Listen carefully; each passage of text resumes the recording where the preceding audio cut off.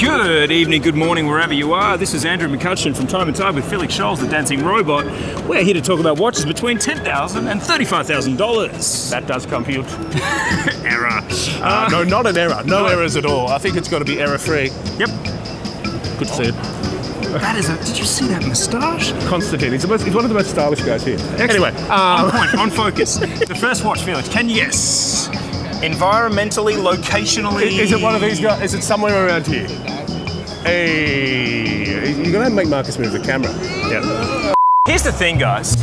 I don't have enough anxiety in my life. I have 3 daughters under 5 years old. I have this guy to work with every day, which is that's the good part. I calm you down. I need. I'm your zen. Exactly. You're my rock, Felix. Don't make me start singing. Let's get back to watches. This watch causes anxiety, but it's given me, there's such a thing as good stress and bad stress. This gives me good stress. It has the oscillating escapement. Well, it's not, what's the watch called? The escapement. What watch are we talking about? It can only be one.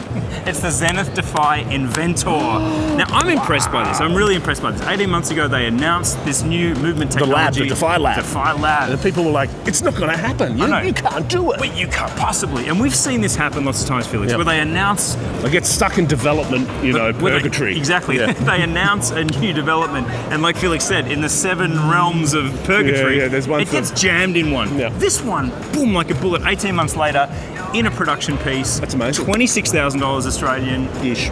The thing for me is, I think this is a really touching point about the Zenith story. Touching. 50 years ago, El Primero, they rocked the watch world. 2019, doing it again. I know, I like it. It's the first genuinely different visual effect I think I've seen in a production piece from a big box brand. So, bravo Zenith. Bring on the anxiety. Moving on to. Yes.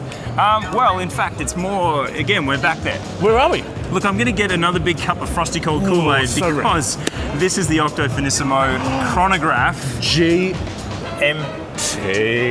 Not just a chrono. I know. A 2 two-timer. complications. And it manages to be the thinnest chronograph in the world with another complication. It actually wears like the original Finissimo. Yep. And it's really almost indiscernibly thicker. Yeah, it feels good. Yeah. Question for you though. Yes. Do you prefer the micro rotor of the original or the peripheral of this one? Look, I'm all about the peripheral rotor, and to explain that, it is a rotor around the outside of the movement. Just because there's so many movement bits, they had to find all the space to squeeze it in. Oh, look, clever design. That's what these guys do. Clever design. And I just want to shout out to Fabrizio Buonamassa Stigliani, the most stylish and bearded man in these halls. Wow. I'll see you for an aperitivo. Wow, that's a different video. Yeah. And so we've got somewhere to be. So what's your last cab off the rank? I'll sing it to you and you guess it. All right. Banana Man. Yes. Look, this is the most boring response. So you just click on to the next video now. I own a Batman on Oyster bracelet, so why would I possibly want a Batman on a Jubilee bracelet? You're already a fan, so you know. Look, lightning strikes twice. I think this is a better execution of the GMT than last year. I prefer the colours, obviously, but I really... so from Pepsi, you prefer Batman over Pepsi? I much prefer the Batman to the Pepsi. Yep. I think they got the, obviously the colours are identical. It's just more you. It's just more you. Well, it's sort of the nighttime Batman versus the daytime Batman. Superman. I disagree with everyone that says a GMT is with a Jubilee is like wearing sneakers with a suit. I disagree with that entirely. There's a lot of sneakers with suits here, to be honest, as well. Exactly. Loafers. No, I really feel that this is.